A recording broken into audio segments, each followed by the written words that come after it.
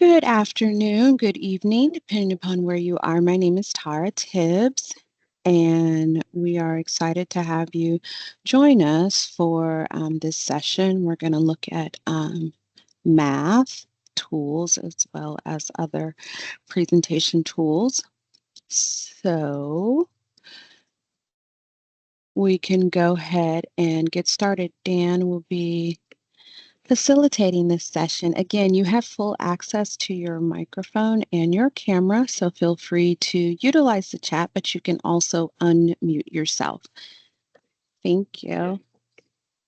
Awesome. Welcome, everybody. My name is Dan. I'm the senior PD trainer at ViewSonic, and we're going to do just some random math stuff. I was a math instructional coach in Denver, so I love all things math, and we're, of course, going to do it with my ViewBoard.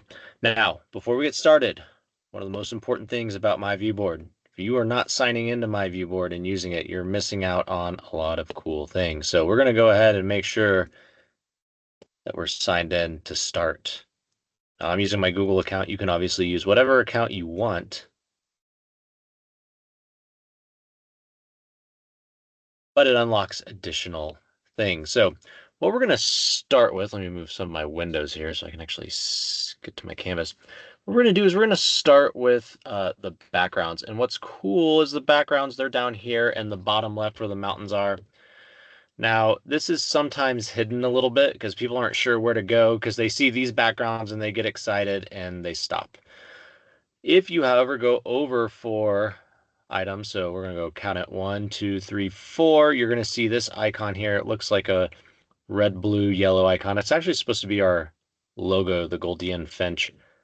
These are the ViewSonic originals. So there's lots of really cool templates in here, especially for math. So we have a whole math section. If you click on that, and you'll see all these different cool backgrounds that you can use.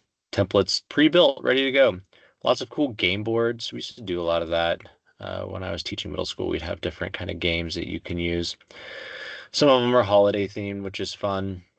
And then you'll notice things like coordinate planes. This is one of my favorites because if you're doing coordinate graphing, right, it's really nice to compare it to maps. So you can click on those backgrounds, then it's going to apply it, and then you got a cool background that you can use. So that's kind of the first thing I want to point out is that we've got these great templates. Another thing that you may not know is that we have some pre-built activities. So the way that you get to these is you'll notice that there is a folder icon here. This is called the File Import tool, and might have used this before to save your lessons and stuff. But if you go to the Open button, which is this folder, it looks like a document's coming out of it, you'll notice that, hey, look, there's that bird again, right? The original content icon. And if we click on that, same thing as before, now it's going to show us different activities. And of course, immediately you'll notice that there are math ones. And of course, we can click on the math content over here. What's fun about these is you can open them, and then you're going to get this apply button. So we're going to go and apply this really quickly. It will ask you to save your last lesson because it may not know if you wanted to save it or not. Let's click through this and see what we got. So they got some fun icons here. And the first question is, there are blank apples on the tree, take away so many apples. So we could build our problem, but using the select tool. If you didn't know about the select tool, it's down here in the main toolbar. It's that green arrow icon. This is what lets us move things around. So I can actually come up here and grab this apple and look at what it does. Pretty cool. This is called infinite copy, and I'll show you here in a second how to make your own infinite copies. But I just wanted to start by pointing out, hey, look, there are math backgrounds and there are templates ready for you to use. Just make sure you're signing in to get all those features. Now, one thing I forgot to mention as we're going through this, there is a chat. I cannot see the chat, unfortunately, because my screen is too small, but I have an awesome team here of other PD trainers who can answer your questions from the chat. As Tara also mentioned, you can just unmute yourself if you have a question about anything that you've seen. So let's go ahead and get a blank presentation.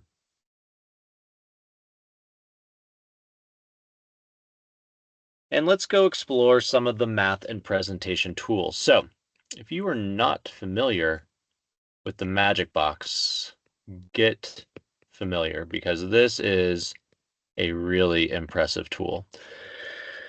You have lots of things you can do from the Magic Box, like add YouTube videos, turn on your document camera. There are additional originals, which we'll talk about here in a second, but let's just focus on this icon, which is the Math and Presentation Tools icon. So you'll notice there's lots of different icons. How do you use these? Well, for example, if we want this clock, it's just a double click and ta-da, I got my clock on here. Now, all these are interactive. So you'll notice that I can actually grab the clock and I can adjust it manually if I would like to, which is pretty cool. Let's go make a new page and we'll go back to the Magic Box and go back to those math tools. You'll notice there's things like rulers, protractors, okay?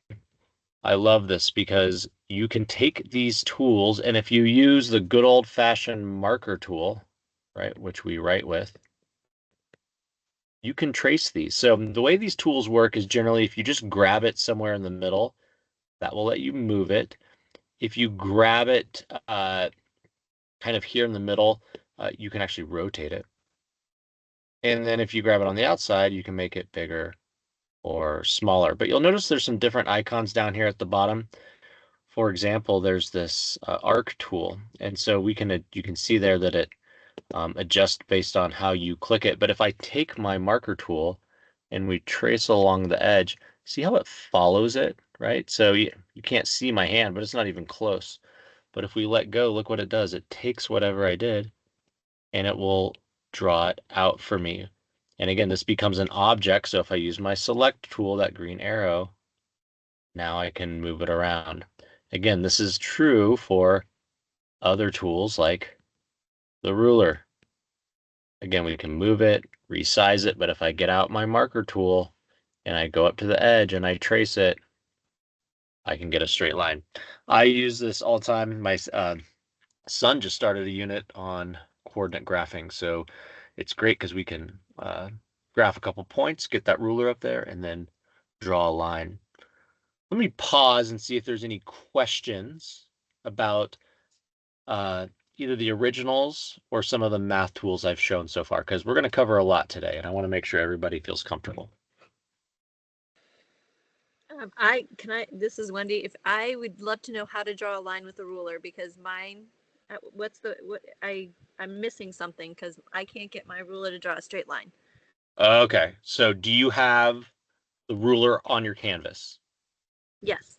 Okay, do you have the marker tool? Yes.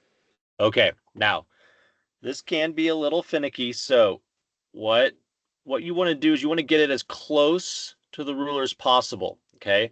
Sometimes if you're off a little bit, it'll draw like this. See if I get it. See, I kind of messed up there, Yes. right? So it just takes a little practice. So try to pretend like you're going right along it, and it should trace it on a perfect line, just like that. All right. So there's nothing not like a special one of those buttons I'm supposed to press first to.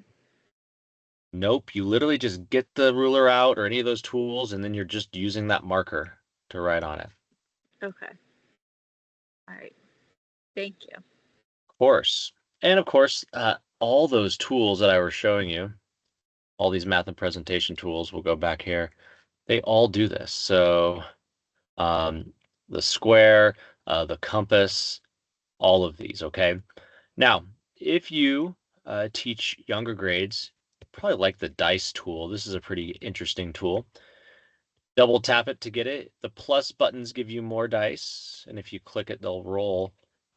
A lot of people don't know that if you go to the settings button here, you can actually change the settings of the dice. So there's three types. There's the traditional, there's the letter, and then there's this one that makes no sense. It's a gear icon. We're going to come back to that in a second. So what's cool about this is that we can make our own numbers. So we can actually type in here whatever numbers we want if you don't have what you're looking for. So we'll get here and then we'll do perfect. And so what I can do now is if I go back, you'll notice that all my dice have the numbers that I type. And these can be long. So like you could make this, I guess I haven't tested how far you can go, but you can go quite a bit, right? So this is a really nice tool. This one, this gear icon, this is a little more confusing, okay? This is for images. So if you ever have an image inside my ViewBoard, I'm just using the image search from the magic box. We're just going to add a quarter here. What this does is if you take an image, and it's very important, you got to select the image first. So see how I have the box around it? Again, I'm using my green arrow, the select tool. You can click and drag and see how these turn red. If you let go, it will put the image inside the space. And so now when you roll your dice, you'll see that you have a particular image. So the dice aren't just the regular kind. If you go to the settings gear, you can choose from these different types. Also, keep in mind, if you're like me and you like to make things a little prettier, you can adjust the colors. So it'll make the dice different colors if you would like to. Any questions about using dice? Awesome. So let's go back here and let's talk a little bit about the XY coordinate plane. And I clicked the wrong thing. Nope, I am definitely clicking the wrong thing. My apologies. 1 second. There we go. Okay. So we have some graphs built in. You saw the coordinate plane earlier.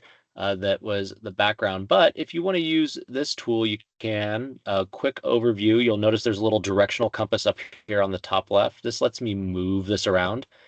You'll see that you can increase or decrease your scale by clicking these arrows down here. So if you need bigger numbers, or if you grab the sides, you can expand that. So there's these little 3 lines that lets you expand your coordinate plane. Now, the default writing tool on this is the line tool. So notice how I click and drag here. It's the line tool. That's this icon. It's the second one down. And if I click that again, you'll notice it switches between a pen, an eraser, and a line. So the pen looks like this. So I can draw on it.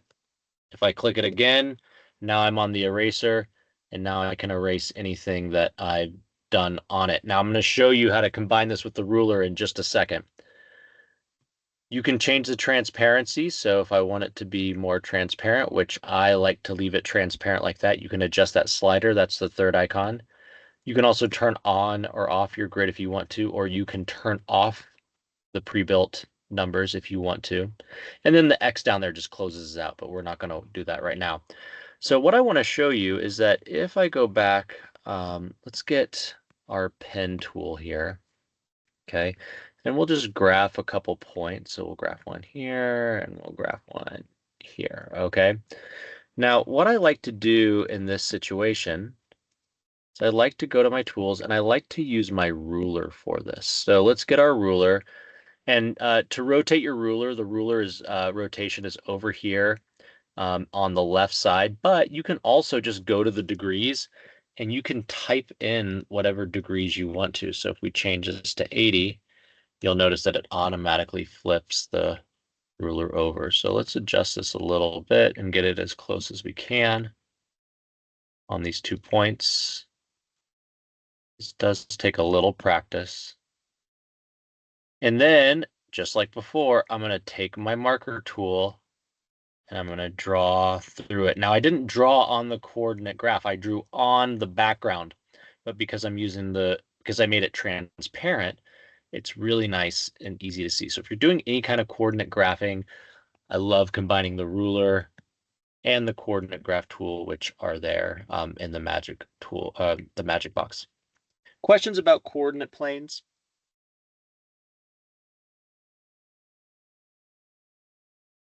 Okay.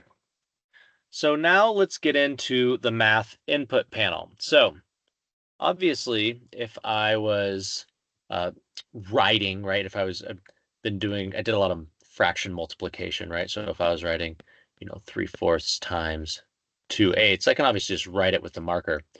But in the magic box, one of the math tools is this one here. It's this y plus x squared. This is what we call the math input panel.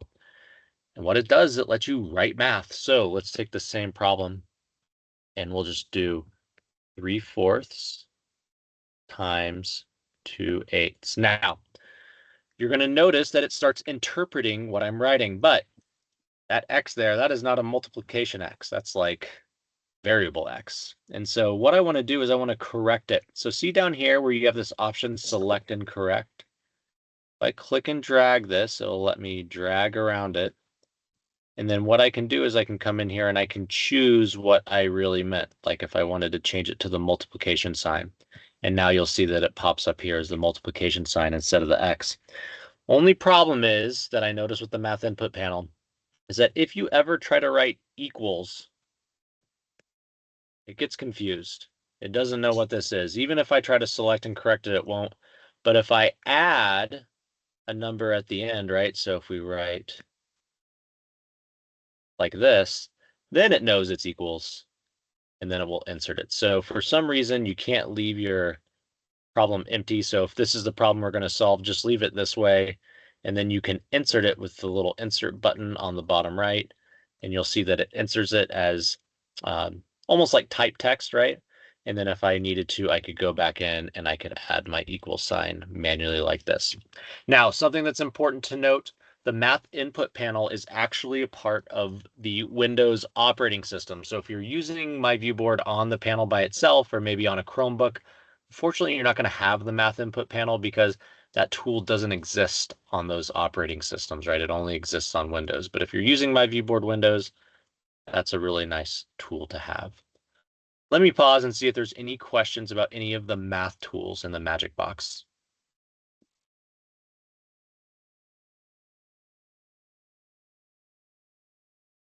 Awesome. So what if there's a tool that we don't have and you're like, Dan, I really wish we had that tool. I'll give you an example. I was working with a bunch of kindergarten teachers. I used to coach kindergarten, and they were like, Dan, my ViewBoard needs a rec and rec or a number rack. Well, we don't make one, but there are lots of websites out there that have great math tools. Well, we can actually use this icon here. This is what we call the embed browser. And if I open this, there's my backgrounds that I was getting to earlier. All you have to do is click the home button. See that house down there on the bottom left? And it takes you to a Google search. And so we can search for virtual number rack.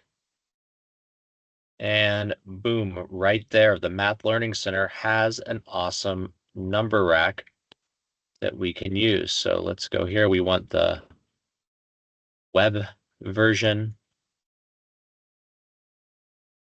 I can get it to open here. There we go. Clicked it too many times. Okay, so now I've got this cool number rack. Now, down here on the bottom right, you're going to see this icon that looks like 4 squares with a little plus icon. This is what we call the embed button or the add widget button. So if I click this, what you're going to notice is it took that web page and it embeds it as an object inside the whiteboard. Now, if you are using my ViewBoard on the panel, like you're on the Android version, you won't see the 4 square icon yet. It is coming. I'm probably not supposed to talk about this, but it'll be out in a couple months. So you'll be able to stick web pages on here like this. So what's cool about this? Well, if you are working on counting, right, and you're working on a problem, you can actually interact with this website while using your whiteboard on the side. So you can go back and forth between writing and then interacting. You can also take screen captures. Anytime you see a camera lens, remember that is a screen capture tool. So if I click that, it's going to take a picture and stick it there as an example. And then, of course, if I wanted to, right, we could write or annotate on top of this if we wanted to segment that out. Let's do that one more time. Here's another example.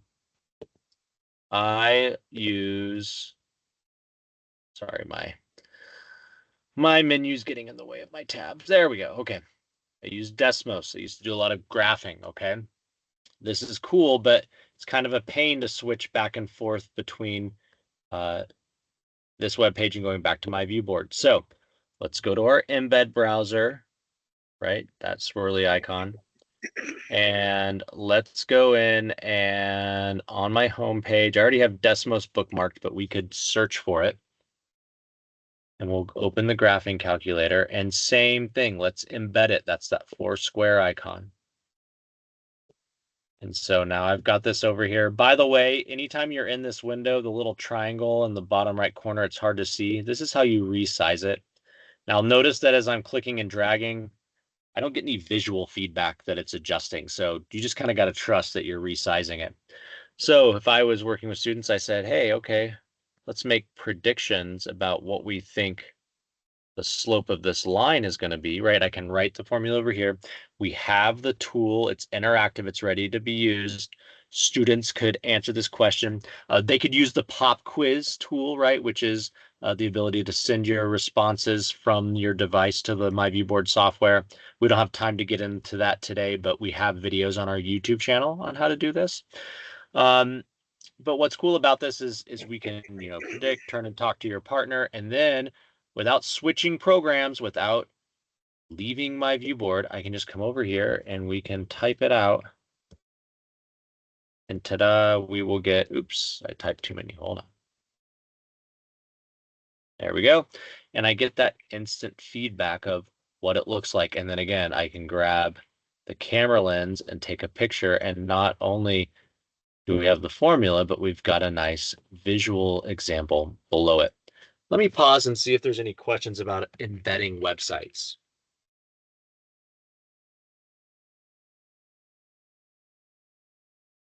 Now, keep in mind, by doing this and by adding all these screenshots, when you're done teaching, if you're not already familiar with this, we can use the QR share, right, to share the notes to the lesson. If I generate this QR code, let's do this really quickly. It's going to take a second because it's going to convert it all. Okay. So at the end of the lesson, I create the QR code. What it's going to do is it's going to upload it to my Google Drive. It's going to turn it into PDF format, and then it's going to create a QR code, which I can scan, but most people use the short link. So you'll see there's a mvb.fyi down here. And if I click on that link, you'll see here that it copied. Let's go open this and we'll see what it looks like.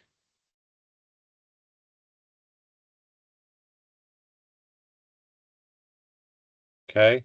Notice that the tools stay in the notes that you share, which is pretty cool, right? Like everything's in there, including the websites, right? So like if I was a student at home and I needed the website, I could go here or I could scan it and it would take me to this tool.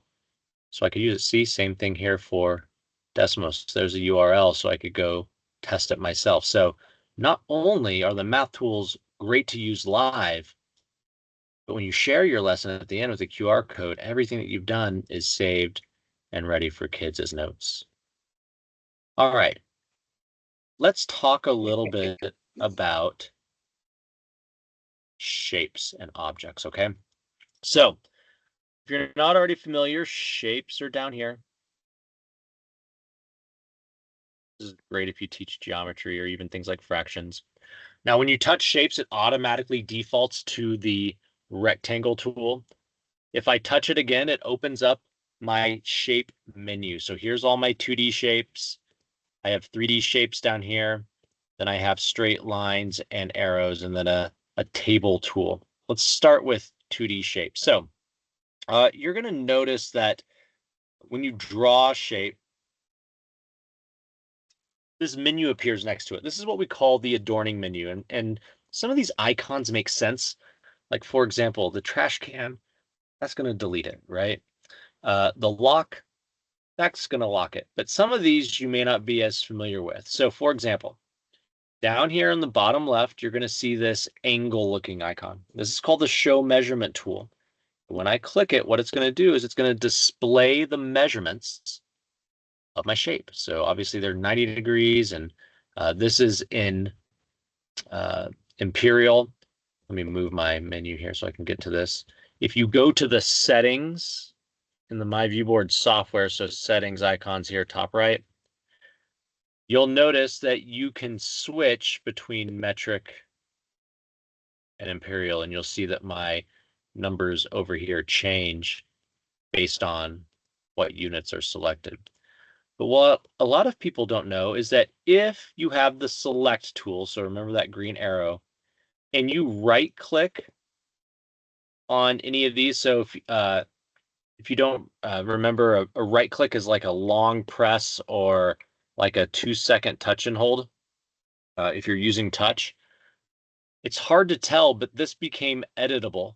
And so I can actually click my mouse in here and I can delete this. So I can make this 2 feet instead of inches. So again, it's just a long press, or if you're using your mouse, you just click for like a couple seconds. But if you're touching, it's just a long press.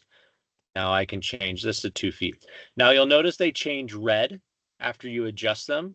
That's because it's not the default measurement, right? It's not the measurement that the system recorded. It's whatever is coming up here for. These were actually shorter, so there we go. Now I can't do the angles. Okay, obviously angles are fixed. I can't adjust those. However, you might have noticed it, but anytime I have the select tool, you can click and hide the angles or sides. So for example, I could set up my shape and now I could ask students to solve, right? What's this side? What's this? What's this angle? What's this angle? And then we can click on them to reveal or show them after they've solved it. So that's the first thing, okay? Angles with 2D shapes. The next thing is we do circles. We'll draw a circle, and you get the same things with the angles of circles. However, this icon next to the angle icon looks like a hexagon. This is called the segment tool. And I love this because I tell you what, I could never draw fifths. Fifths were the hardest for me to draw. What's cool about this is it not only segments it, but again, if I use that select tool, that green arrow, these become individual pieces that you can move. So now your fractions become interactive. And guess what? You can do the same thing with a rectangle, because bar models, right? We know those are important. Easier for students to draw. There's the hexagon icon. Click that. Same thing, we can get fifths. And of course, if I have the select tool, I can move these. Now, if I wanted to color them in, I could take my marker tool and just do that. But the cooler way to do it is also with the shape tool. So inside the shape tool, under 2D shapes, you're going to see a paint bucket. So the way this works is pick your color, pick the paint bucket, excuse me, pick the paint bucket, pick your color, and then you can just tap these and they'll automatically fill up for you. Just like that. All right, let me pause and see if there's any questions about 2-dimensional shapes. All right. Really quickly, we also have 3-dimensional shapes, right? So those are always hard to draw. It's just a touch and drag, by the way.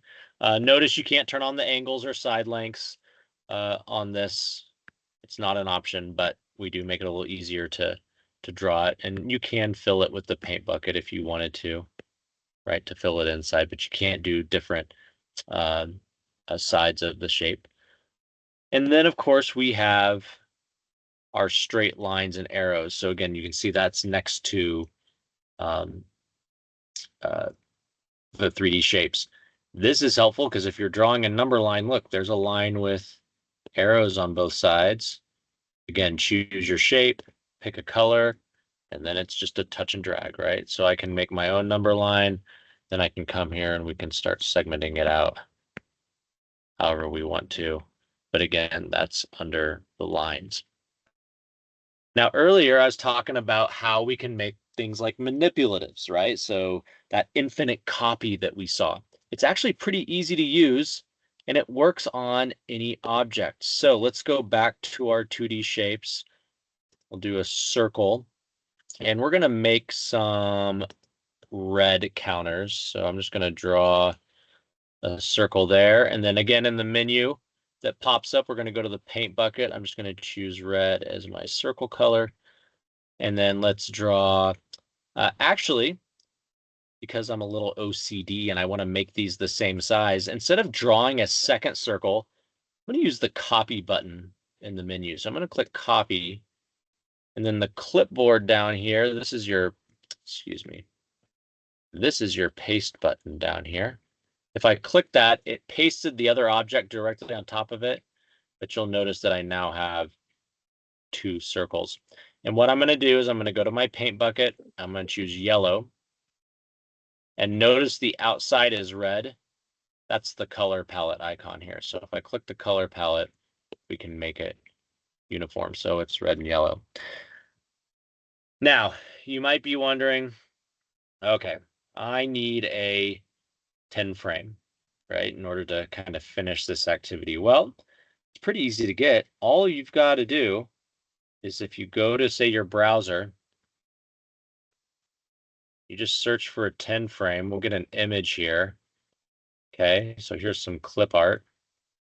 And if I right click an image or 2-second touch and hold, you'll see that there's this copy image option. This changes a little bit depending on what kind of device you're on. If you're on the panel, it's a 2-second touch and hold. If you're using a mouse and keyboard, you can obviously just right click. But the idea is we want to copy the image. We go back to my view board. We can use that same clipboard icon to paste it. Okay. Now let's resize it a little bit. We'll make it a little bit bigger. Okay. And if I was doing a counting activity, I might want to lock this. So remember, we select it, and in the menu, we're going to choose the lock button because I don't want kids accidentally move this. So now we get our select tool, because remember, the green arrow is our select tool. That's how we move stuff. And I can start dragging these over. But you'll notice, like, hey, what's going on? This isn't working. Well, that's because in my view board, when you're adding stuff, it is a layer, right? It comes in as an object. So the first thing I made was the red circle. So it's on the bottom. Then the second thing I made was yellow. See how it goes over the red? And then the third thing I made was the 10 frame. So it's actually on the top. So what we need to do with the select tool, I can touch and drag. See how I get a lasso and I can select both my counters? What we're looking for in the menu is this icon that's the 3 rectangles on top of it. This is your layer. And all we're going to do is we're going to do the bring to front, right? So this is just basically going to bring it all the way to the top, okay? Now let's double check to see if we did it right. And now you'll notice that my counters go on top of each other. Now one of these has to be on top of the other, but I'm not really worried about it as long as they both go on top of my 10 frame and I'm able to move these. The problem is that as soon as I move my red counter, I'm all out of red counters, right? And so we want them to infinite copy. Now you can do this one at a time, or you can just select both at the same time. And what we're looking for is this icon with the double piece of paper and it's really hard to see, but there's a little directional arrow on it. It's called drag to copy. And if I enable that, now anytime I touch these, it's just going to keep replicating over and over and over as many times as I want it to. So that's one way we can do it. We can make our own. We can also do this with images. So I'm not going to get too much into this right now, but earlier I made a quarter. If you were doing some sort of counting activity with quarters, you could do infinite copy with quarters, right? With images that you've added.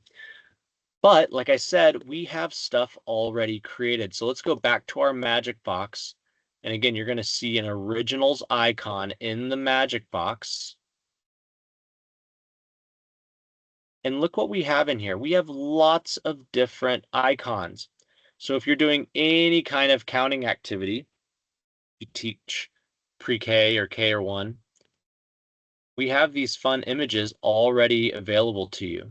And so instead of doing just circles for counting, we can count finches. Yep, that's our bird, that's our logo, right? And we can do the infinite copy, and now we can count 1, 2, 3, 4. So, in quick review, down in the backgrounds, bottom left corner, we have templates, right? Coordinate planes, graph paper, anything you want that's math related. I think we even got the alligators in there, right? That eat the bigger numbers. Although my daughter came home a few years ago and she said, "Dad, we don't do the alligators anymore." So I got to double check that. It may not be something they teach, but all the backgrounds are in there.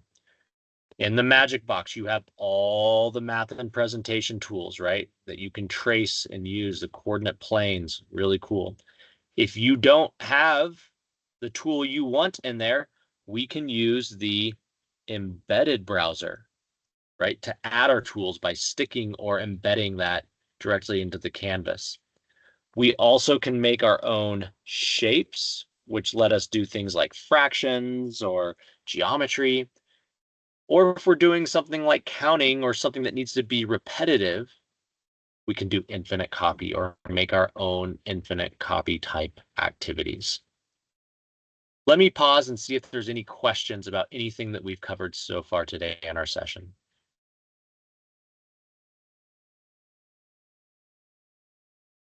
Okay, I know I gave you a lot. So how are you going to remember this? Well, we've got you covered. Because you attended this session today, we made a page for you, okay? It's vsfinch.es/resources. If you go to this page, okay, you're going to notice that there's all these resources that you can access. And I'll go there right now so you can see. We have YouTube videos that cover all these different tools that we just covered. So you'll see that there's the how-to video section over here.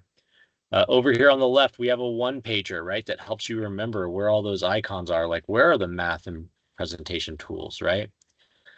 We have some different quick start guides, and obviously you can submit resources and feature requests and stuff like that. We have our certifications. You're obviously here because of the webinars, so you can go back and watch other webinars we've recorded. But here's what's really cool. If you scan this QR code right now with your phone, or if you just go to this website, again, there's the URL right there. Okay, that vsfinch.es/resources. If you scan this QR code, it's going to take you to a Google form.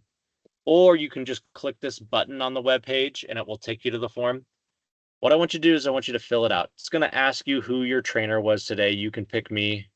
I'm Dan Sharpe. And then it's going to ask you what session you took. Well, you took one of our webinars. If you fill this out, put your email in there. I'll email you a certificate for attending today. Plus, I'll email you all the resources just so you have them for safekeeping. I'll leave this up for a second. That's all I have today. You're welcome to stick around and ask questions, but if not, thanks so much for taking your time to join. I hope you found one or two tools and make your classroom just a little more fun and engaging. Awesome. Thank you, Dan. Any additional questions before we close out? I see one coming in. Oh, thank you. You're very welcome. This is being recorded, so you know that give me a few days, sometime next week, you'll be able to go into our webinar recording library within the community and find it there. Okay, anything else from anyone else? No? All right, well, have a wonderful rest of your day, and thank you again, Dan. I appreciate you. You all be well. Appreciate all of you. Thanks. Bye-bye.